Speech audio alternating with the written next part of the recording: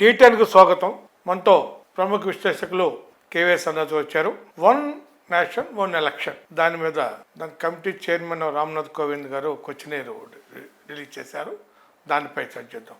నమస్కారం రాజు గారు. నమస్కారం. వన్ నేషన్ వన్ ఎలక్షన్ మంచిదే కదా, ఎందుకంటే ఒక్కో రాష్ట్రం మొన్న జరిగిన ఇక్కడ 5 రాష్ట్రాల ఎన్నికలు, అంతకుముందు కర్ణాటక కొన్ని 5 జరిగినాయి, అంతకుముందు ఏదో జరిగినాయి.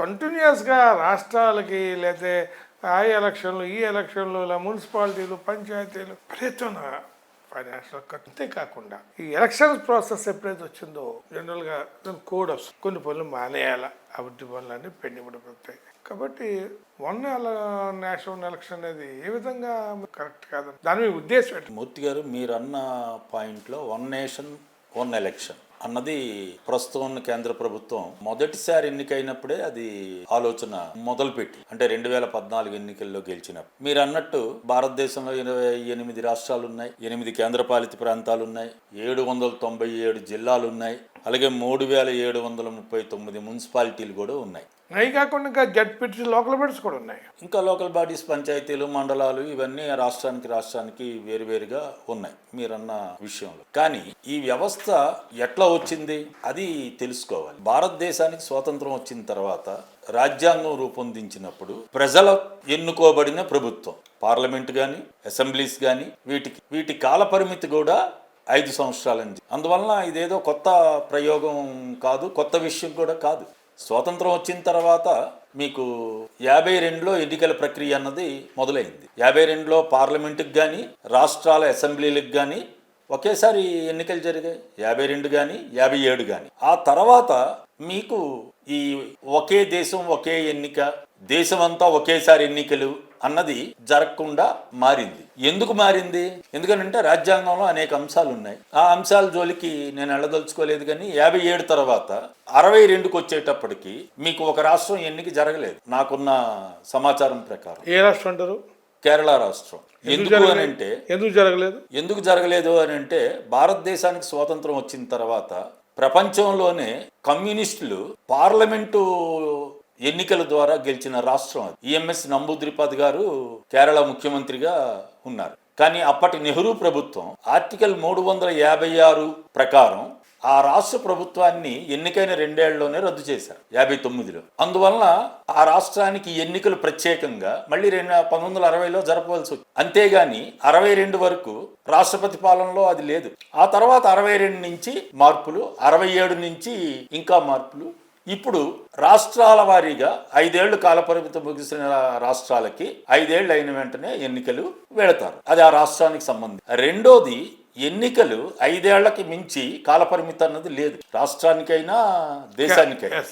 5 ఏళ్లే కాలపరిమితి. నేను 6 ఏళ్ళు ఉంటాను, 10 ఏళ్ళు ఉంటాను అంటే కుదరదు. ఇప్పుడు మనకి 77 ఏళ్ళు అయిన తర్వాత ఎన్నికల ప్రక్రియ జరుగుతున్నప్పుడు ఇప్పుడు వాళ్ళు ఇచ్చిన నోటిఫికేషన్లోనే ఉంది, రాష్ట్రాలకి, దేశానికి, జిల్లాలకి, మున్సిపాలిటీలకి ఒకేసారి ఎన్నికలు జరపాలని చెప్పి. వన్ నేషన్ వన్ ఎలక్షన్ మంచిదే కదా. ఇప్పుడు ఏదో కారణాలతోటి ఆ రోజు అది మంచా చెడ్డ, పార్లమెంట్ పందా, కరెక్టా కాదా, ఈజీ టెక్నెస్, ఇది పార్లమెంట్ డెమోక్రసీ పక్కన పెడతాం. ఏదో జరిగింది, అది మధ్యలో మిడ్ టర్మ్ పోల్లు తర్వాత జరిగింది కేరళ విషయం. ఇప్పుడు అవన్నీ పక్కన పెట్టి ప్రేతన ఖర్చుతో కూడింది, ప్రేతన అభివృద్ధి నిరోధకంగా లేదా పనులన్నీ ఆగిపోయాయి, ఎలక్షన్ కోడ్ తోటి దేశం అంతా ఇబ్బంది పడేది అనేది బయటపడి కొత్తగా మనం ఫ్రెష్గా వన్ నేషన్ వన్ ఎలక్షన్ ఎందుకు జరిపించకూడదు? మీరు అడిగిన ప్రశ్న నాకు అర్థమైంది ఏంటి అని అంటే, మీరు ప్రభుత్వం జారీ చేసిన నోటిఫికేషన్లో ఉన్నవే మీరు చెప్పారు. ప్రభుత్వం జారీ చేసిన నోటిఫికేషన్లో మీరు చెప్పిన అంశాలు ఉన్నాయి. ఒకటి, ఖర్చు విపరీతంగా అవుతుంది. ఎవరు పెడుతున్నారు? ప్రభుత్వం కింద ఖర్చు అవుతుంది. ఎన్నికల కమిషన్కి ఎవరు పెడుతున్నారు? ప్రజల సొమ్మే కదా. మరి ప్రజలు కోరుకుంటే చేయొచ్చు. ఆ సొమ్మును అభివృద్ధిగా పెట్టచ్చు కదా. ఒక ప్రాజెక్టు పెట్టడానికో, ఒక ఫ్యాక్టరీ కట్టడానికో, 4 ఉద్యోగాలకు పుట్టినట్టుగా డబ్బు ఖర్చు పెట్టచ్చు కదా.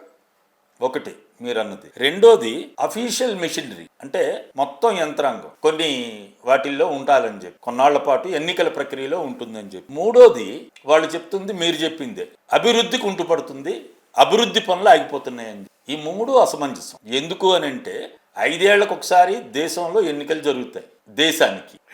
రాష్ట్రాలకి రాష్ట్రాల వారీగా 5 ఏళ్లు పూర్తయిన రాష్ట్ర ప్రభుత్వాలకి ఎన్నికలు జరుగుతాయి. కాదను. అంతే తప్ప అన్ని రాష్ట్రాలకి ఒకసారి జరగవు, దేశానికి ఒకసారి జరుగుతాయి. ఎస్.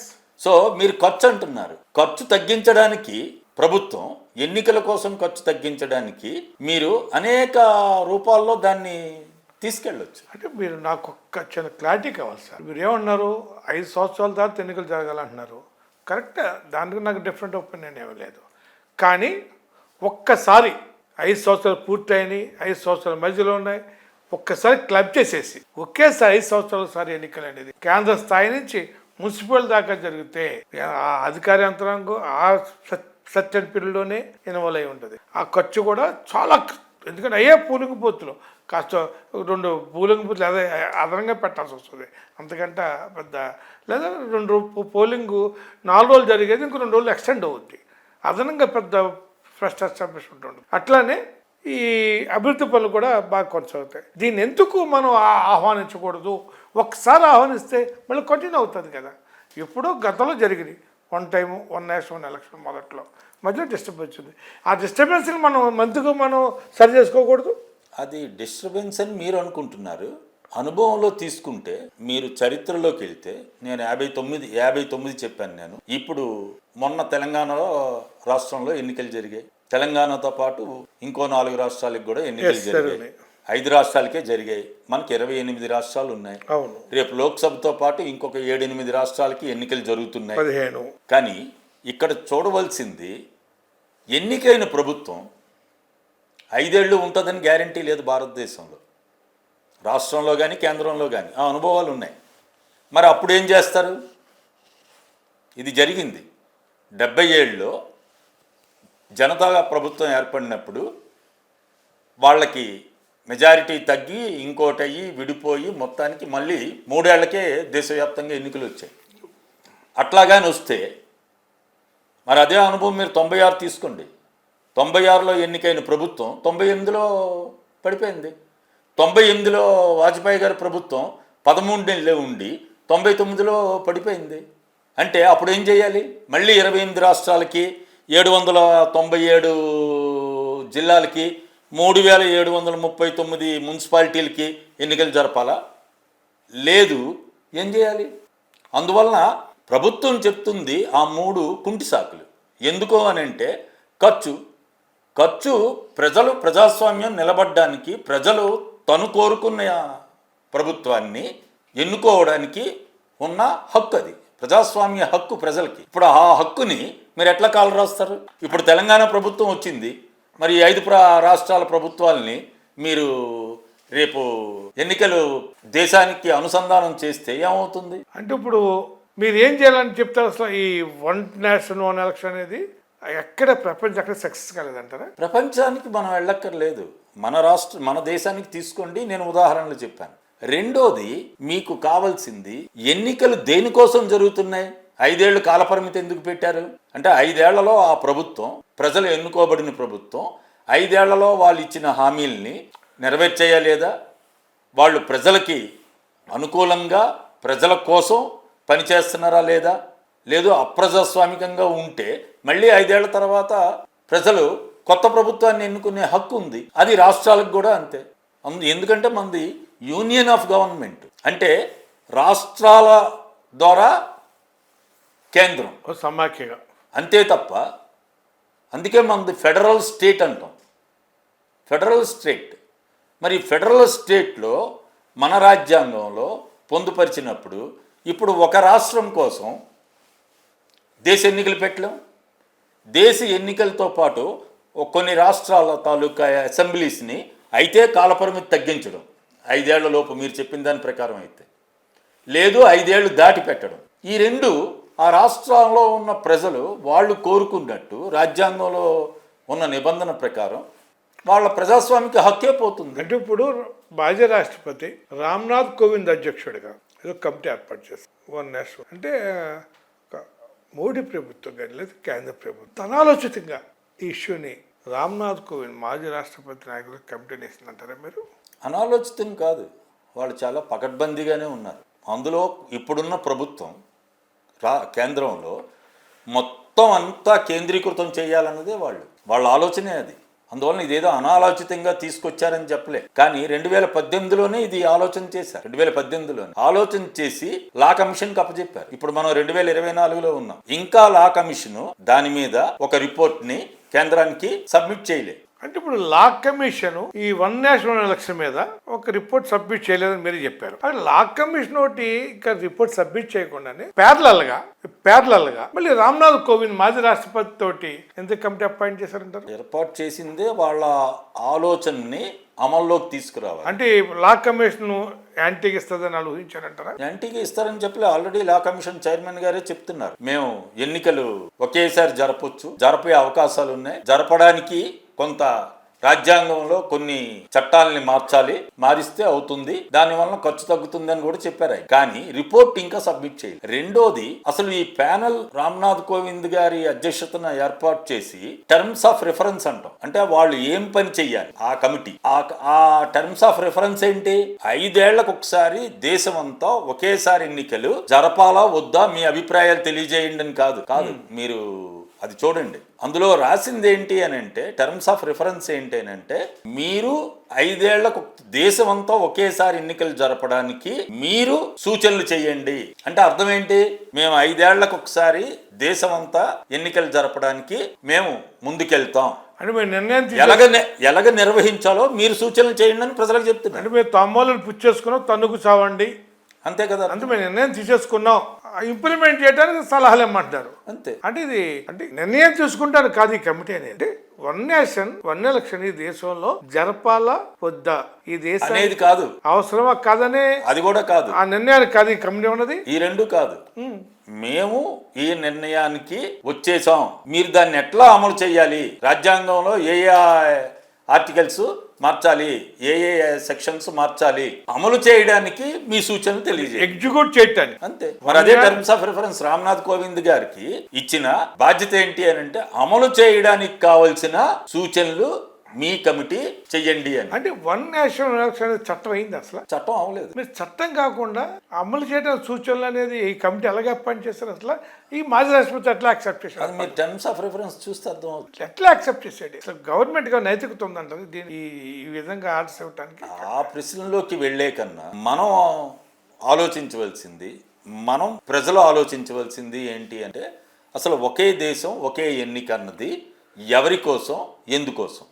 మీరు చెప్పండి, ఎవరి కోసం? నా అభిప్రాయం అయితే ఎవరి కోసం అని అంటే, నేను ఒక అథారిటేరియన్గా మారడానికి, ఎన్నికైన ప్రభుత్వం అథారిటేరియన్గా మారడానికి, నియంతగా మారడానికి, మొత్తం రాష్ట్రాలన్నింటినీ తన గుప్పిట్లో పెట్టుకోవడానికి, అంటే ఫెడరలిజాన్ని నాశనం చేయడానికి, ఫెడరలిజాన్ని పూర్తిగా ధ్వంసం చేసి కేంద్రీకృతం చేయడం అంట. అంటే మొత్తం దేశానికే అదంతా అధికారాన్ని అప్పచెప్పడం. అంటే ఇది మన ఫెడరల్ స్ఫూర్తికే విరుద్ధం. రాష్ట్రాలన్నీ కూడా, రాష్ట్రాలకి ఇంకా హక్కులే ఉండవు. ఇప్పటికే ఈ ప్రభుత్వం అధికారంలోకి వచ్చిన తర్వాత గత 10 ఏళ్ల అనుభవాలు చూస్తే అనేక రూపాల్లో ఈ ఫెడరల్ స్ట్రక్చర్ని నిర్మూలించే కార్యక్రమం, ఫెడరల్ ప్రభుత్వాలకు ఉన్న అధికారాలను కుదించే ప్రయత్నం చేస్తుంది. అది ఆర్థిక అంశాలు అవ్వచ్చు, ఇతర అంశాలు అవ్వచ్చు. అందువల్ల మనం ఆలోచించవలసింది, ప్రజలు ఆలోచించవలసింది. ఎందుకంటే జనవరి 15 లోపు మొత్తం భారతదేశ ప్రజానికానికి ఇచ్చిన అపీల్ అది. ఒకే దేశం ఒకే ఎన్నిక. ఏ రోజు ఇచ్చేసారు అప్పీల్ ఇది? మొన్న 3వ తారీఖు. అంటే కేవలం 12 రోజులు టైం ఇచ్చారు అంతే. అంటే ఒక దేశ ప్రధాన అంశం ఎన్నికలు అనేది కీలకమైంది ఒక ప్రజాస్వామ్య దేశానికి. అంత అటువంటి కీలకమైన అంశాన్ని ప్రజల అభిప్రాయం కూడా కేవలం 12 రోజుల, అంటే ఇది కంపల్సరీ చేయటం లేకపోతే నామకే వాస్తే? అంటే మీరు ఇచ్చే అభిప్రాయాలని పక్కన పెట్టాలన్న ఆలోచన కూడా ఉండొచ్చు. ప్రభుత్వానికి ఏ ఆలోచన ఉందన్నది ప్రభుత్వం చెప్పాలి, కానీ దూరాలోచన మాత్రం ఇదే. అంటే రాష్ట్రాల హక్కుల్ని హరించేది, ప్రజలు ప్రజాస్వామ్యయుతంగా తమ ఓటు హక్కుని తమ రాష్ట్రంలో, తమ దేశంలో ఎన్నుకోవడానికి కాకుండా హరించే హక్కు. మీకు అందుకే ఉదాహరణ తెలంగాణతో పాటు మిగతా 4 రాష్ట్రాలు చెప్పాను నేను. అంటే అయితే ఈ రాష్ట్ర ప్రభుత్వాన్ని ఈ 6 నెలల్లో కుదించాలి, లేదు 5 ఏళ్ల తర్వాత మళ్ళీ 2029లో ఎన్నికలు జరపడానికి మళ్ళీ దీన్ని పొడిగించాలి. అయితే పొడిగించాలి లేదా తగ్గించాలి, మొత్తం తీసుకురావాలని అంటే అది ఆ రాష్ట్రాల హక్కుల్ని, ఆ రాష్ట్రాల్లో ఉన్న ప్రజాస్వామ్య హక్కుని హక్కుల్ని హరించినట్టు కదా. అంటే వన్ నేషన్ వన్ ఎలక్షన్ అంటే చాలా చాలా బాగుంది. ఒకే దేశం ఒకే ఎన్ని. అదే సందర్భంలో దీనివల్ల వచ్చే ప్రజలకు వచ్చే మీరు ఎన్నో చెప్పారు అన్ని పక్కన పెట్టేయండి. ఒకే దేశం ఒకే ఎన్నికలు జరగడం ప్రజలకు వచ్చే నష్టం ఏంటి, లేదా ప్రజలకు వచ్చే లాభం ఏంటి? అంటే ఒకే వన్ నేషన్ వన్ ఎలక్షన్ జరిగితే లాభం ఏంటి, నష్టం ఏంటి, జరగకపోతే వచ్చేది ఇబ్బంది ఏంటి? అసలు ప్రజలకి ఏమన్నా దీనివల్ల ఫాయిదా ఉందా one nation one election? First ప్రజల ప్రజాస్వామిక హక్కు హరించబడుతుంది. ఏ రూపంలో అని అంటే వాళ్ళ రాష్ట్రానికి ఎన్నుకోవడానికి వాళ్ళకి హక్కు కోల్పోతారు. అక్కడ రాష్ట్రపతి పాలన పెట్టే పరిస్థితి వస్తుంది. ఫస్ట్ ఇవన్నిటిని ఒక దగ్గరికి తీసుకురావడానికి జరిగేది.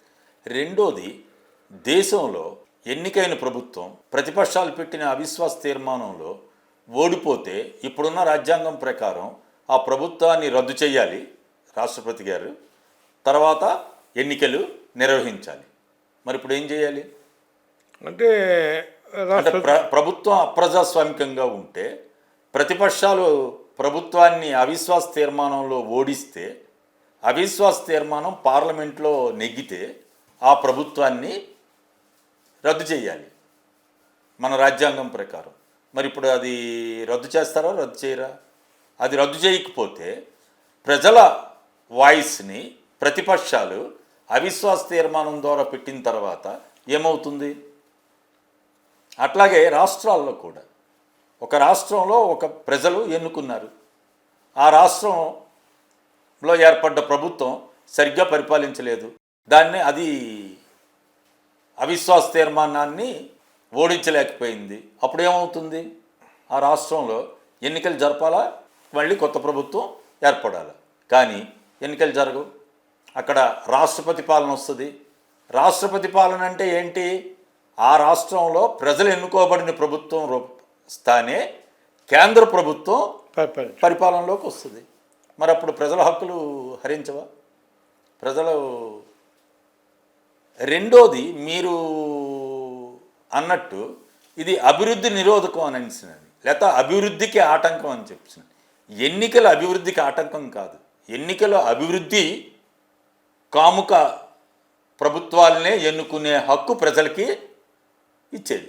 అందువలన ఆ ప్రభుత్వాలు ఏర్పడ్డ తర్వాత వాళ్ళు అభివృద్ధి పదంలో దేశాన్ని నడిపిస్తున్నారా లేదా, వాళ్ళు అన్న ఎన్నికల వాగ్దానాలు అమలు చేస్తున్నారా లేదా అన్నది చెక్ చేయడానికి జరిగేది ఇది. అందువలన అభివృద్ధి ఆగిపోతుంది, అభివృద్ధి కుంటుపడుతుంది అన్నది అది అసమంజసం. అది కరెక్ట్ ఆర్గ్యుమెంటు కాదు. ఇప్పుడు వన్ నేషన్ వన్ ఎలక్షన్ అనేది is it anti constitutional or pro constitutional? రాజ్యాంగ విరుద్ధమా, రాజ్యాంగపరమైన అంశం? రెండూ కాదు.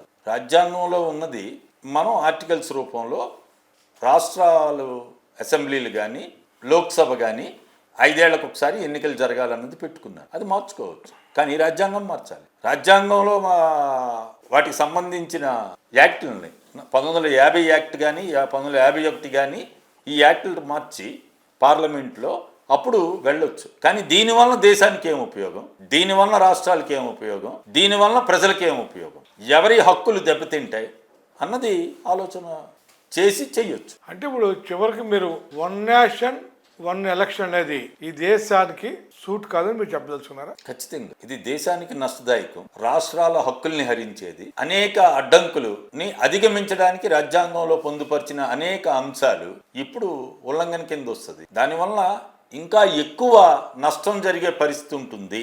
ఇది ప్రజలు తిరస్కరించాలి నా అభిప్రాయం. సార్, మంత్రి చివరికి మీరు వన్ నేషన్ వన్ ఎలక్షన్ అనేది ఈ దేశ అభివృద్ధికి కానీ ఈ దేశ ప్రజాస్వామ్యం కానీ సార్ ప్రమాదంగా మీరు చెప్పదలుచుకున్నారు చివరిగా, అంతే అంటారు మీరు? సరే, అంటే వన్ నేషన్ వన్ ఎలక్షన్ అనేది ఇక్కడ మాత్రం పూర్తిగా ఆలోచిస్తే ఈ దేశ అభివృద్ధికి ఆటంకం అనేది, అట్లానే ఈ ప్రజల యొక్క అభివృద్ధికి ఆటంకం అనేది మీరు పర్టికులర్ ఏ విధంగా మీరు పిన్ పాయింట్గా చెప్పగలుగుతారు? దేశ అభివృద్ధికి ఆటంకం కాదు ఎన్నికలు అన్నవి 5 ఏళ్లకు ఒకసారి దేశానికి జరిగేవి.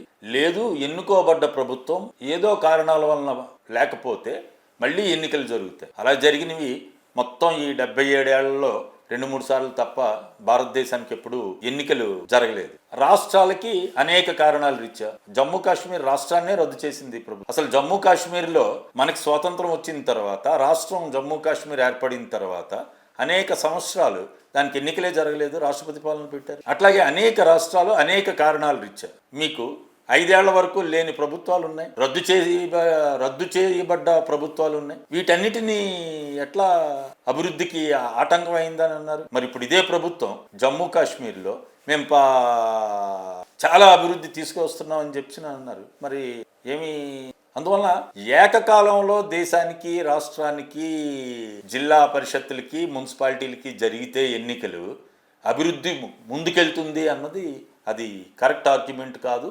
ఒక విధంగా అది బోగస్ ఆర్గ్యుమెంట్. అలాగే ఖర్చులు కూడా, అసలు ఎన్నికలు సక్రమంగా నిర్వహించడానికి ఒక ఎన్నికల కమిషన్ ఉంది, దానికి ఒక యంత్రాంగం ఉంది, దాని కింద ఉద్యోగులు ఉన్నారు. ఆ పర్టికులర్ ఎన్నికలు జరిగే టైంలో ఒక 10-15 రోజులు, ఒక నెల రోజులు మీకు ప్రభుత్వ యంత్రాంగం కూడా సహాయపడుతుంది.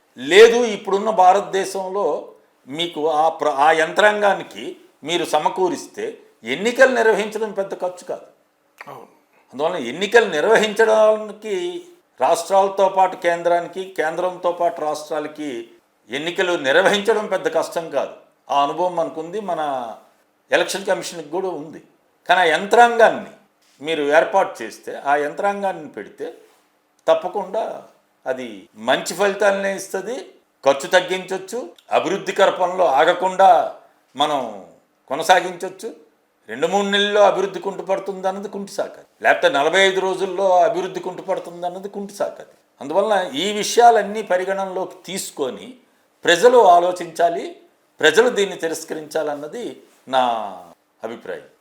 రాజుగారు కేఎస్ఎన్ రాజు మన స్టూడియోకి వచ్చి వన్ నేషన్ వన్ ఎలక్షన్ మీద రామ్నాథ్ కోవింద్ కమిటీ కానీ ప్రభుత్వ విధానం మీద సవివరంగా మనకి చెప్పడం జరిగింది ఇంటర్వ్యూలో.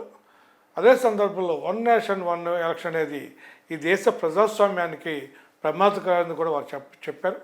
మన స్టూడియోకి వచ్చి వారి అమూల్యమైన అభిప్రాయాలను తెలియజేసినందుకు ధన్యవాదాలు. నమస్కారం.